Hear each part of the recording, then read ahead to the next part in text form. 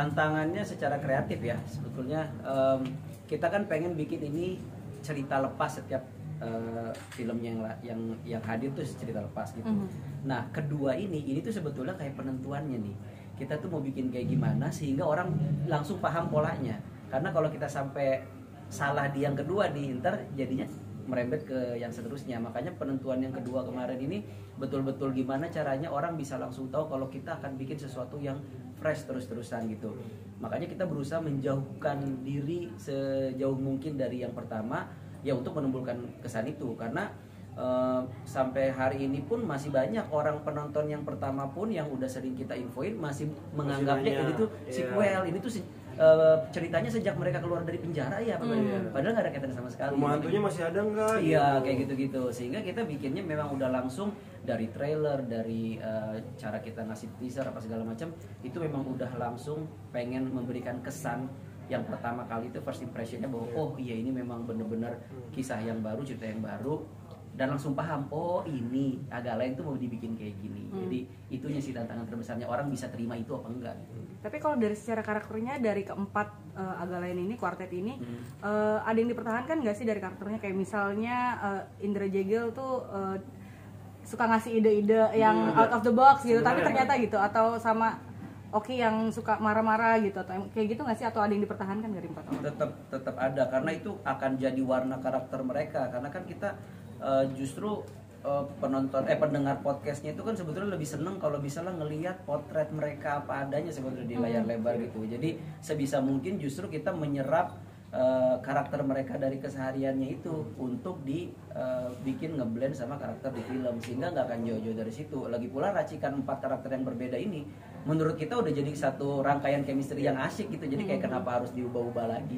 Sebenarnya di trailer yang tadi ditonton juga udah dikasih lihat gimana Jegel, gimana Oki yang sebenarnya mirip dengan karakter dari satu tuh udah ada gitu. Emang kita selipin bahwa biar orang tahu bahwa karakter dia kayak gini gitu.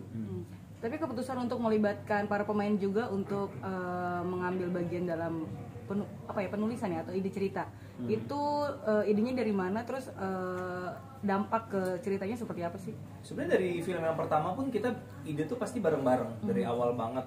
Ide ya, bukan skrip. Kalau skrip pasti Aco yang nulis, tapi kalau ide itu pasti kita sepakatin sama-sama karena semuanya harus believe banget bahwa ide ini worth it untuk dikejar gitu. Nah, belief itu bisa muncul kalau semuanya sepakat kalau inilah pilihan terbaik dari. Jadi kita selalu pasti punya opsi beberapa kandidat ide gitu. Dari film pertama selalu ada beberapa opsi kandidat ide. Akhirnya waktu itu yang tembus Rumah Hantu. Nah sekarang kita punya beberapa kandidat ide, kita kerucutin sampai tinggal 2 ide. Akhirnya kita putuskan Panti Jompo yang kita pilih. Jadi semua, dan itu semuanya harus sepakat supaya semangatnya sama. Ada rasa memiliki lah, sense of belonging. Makanya kita pertama kali mencari ide ini di Desember tahun lalu.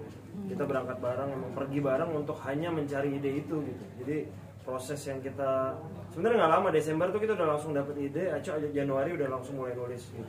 Jadi proses kurang lebih dari mulai Desember sampai tayang kurang lebih 11 bulan. Ya, itu yang investasi 500.000 itu bener atau bercanda? 6,5 sebetulnya. Itu jadi lebih-lebihin. Lumayan lah investasinya. Ya intinya memang mengajak mereka jadi bagian supaya ada itu dia rasa memiliki, bahwa mereka bukan hanya sekadar pemain, bukan hanya pemilik IP agak lain, tapi memang ini proyek kita bareng-bareng sih. Biasanya kan kalau film kayak produser, kita ada cerita nih, cari sutradara, cari penulis, habis itu kita cari aktornya siapa. Ini enggak, ini aktornya udah ada. Ya kita brainstorming apa yang bisa kita bikin buat kalian oke apa enggak, kalian happy, kalian believe apa enggak. Udah oke semua, salaman, gue tulis. Jadi ini boleh ditulis deh. Kalau soal investment tadi ya. Iya. Kalau orang mungkin mau dikit-dikitan, ini mau banyak-banyak. Saking pedenya. Rebutan kuota. Rebutan kuota, boleh nggak nambah, boleh nggak nambah. Maaf, yang ini juga masalahnya ada. Bapak ini ikut, semua personil ikut. Investor yang kemarin itu film pertama udah pasti minta ikut lagi dong. Jadi Pak Dipa pusing di film ini karena semuanya pengen. Semuanya minta, kalau bisa ngambil semua gitu. Sebetulnya ini kayak tugas akhir. Kayak kita bikin kelompok, kayak bikin film, ayo kita patungan, kita bikin gitu. Spiritnya gitu. Kalau merancang komedinya yang terlibat, siapa aja yang paling terlibat di film ini, Mas? Coba bareng komedi konsultan kita ada Awe. Ada Awe. Iya, kalau dari sisi kreatif ya ada Awe yang bantuin. Dari yang pertama juga ada Awe. Kalau dari para pemain, peran mereka untuk membentuk warna komedinya seperti apa? Sebetulnya sih lebih ke gimana caranya mereka ngejagain karakter mereka gitu. Karena kan mungkin yang gue pahami tentang mereka karakternya begini-begini, tapi mereka pasti lebih paham lagi. Ini kalau mau lebih masuk dibikin begini aja nih, karena kemarin kebetulan di episode podcast yang mana pernah ngebahas kalau si Ben itu begini. Karena kita juga jadi ada dua kubu penonton kan, orang yang nggak tahu agak lain itu siapa, sama yang memang die hardnya agak lain yang nonton film ini justru karena mengikuti mereka dari zaman podcast. Jadi itu juga harus dipikirin. Makanya menggabungkan insight-insight dari mereka itu penting buat saya waktu nulis. Bisa digambarkan nggak Mas? Kira-kira komedi seperti apa sih yang kira-kira itu enak buat penonton hari ini? Komedinya seperti apa sih? Komedi yang enak. Kita sih nggak punya Media yang lucu. Iya, pokoknya yang lucu aja gitu. Kita nggak mau ngotak-ngotakan kayak kita slapstick, ayo gitu. Kita mau main komedi yang kritik ke pemerintah misalnya, ayo gitu. Yang mikir ayo, yang situasional ayo. Yang verbal juga. Pokoknya kita nggak mikirin ke situnya, tapi story-nya apa dulu. Nah, komedi apa yang bisa tepat ditempatkan di adegan itu. Karena itu tinggal merespon aja komedinya. Karena kita yang kita cari kan situasinya dulu, yang lucu apa gitu. Kan tadi Pak Pemain nekanin bahwa mereka berkiblatnya dari Warkop DKI dan mereka memang dari awal bahkan memang darahnya memang Batak. Tapi kalau misalnya melihat dari DKI sendiri ada perubahan karakter yang dari Batak ke Jawa, Jawa ke Batak. Nah, nanti kedepannya agak lain akan Mas Aco ngerubah atau Bagus, masih tetap di Bataknya? Kita sih saat ini belum bisa memutuskan ya, cuman kemungkinan itu bisa aja terjadi gitu kalau mungkin memang yang temperamen jadi bene gitu. meskipun semuanya temperamen.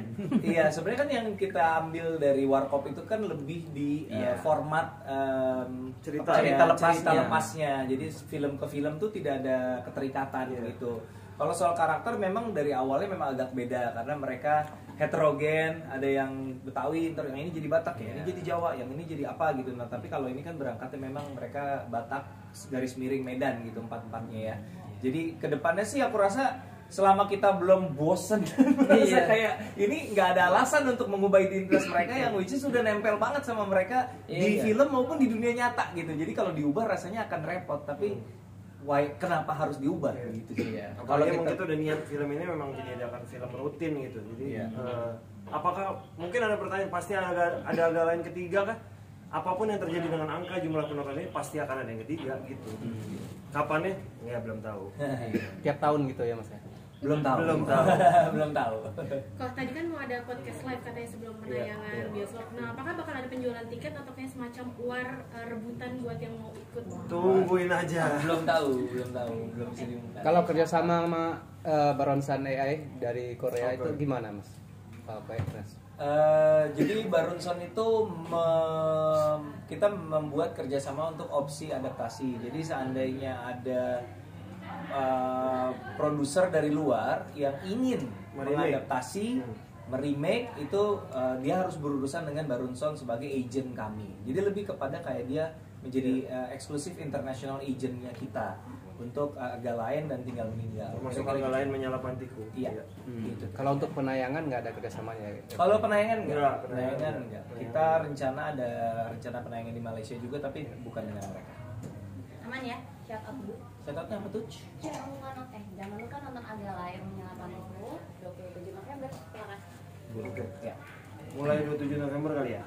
Iya. Tambahin. Oke. 1, 2, 3. Jangan lupa nonton. Dulu aja deh yang ini. Kita nyamber di mulai 27 November di bioskop aja. Ribet.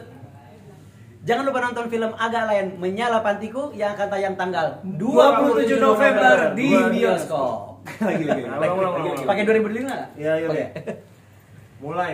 Oke. Yang akan tayang mulai gitu ya. Jangan lupa saksikan film Agak Lain Menyala Pantiku yang akan tayang mulai tanggal 27 November 2025. Gak usah 25 lah kamu 26 kan. Lagi. Jangan lupa nonton film Agak Lain Menyala Pantiku yang akan tayang mulai tanggal 27 November di bioskop.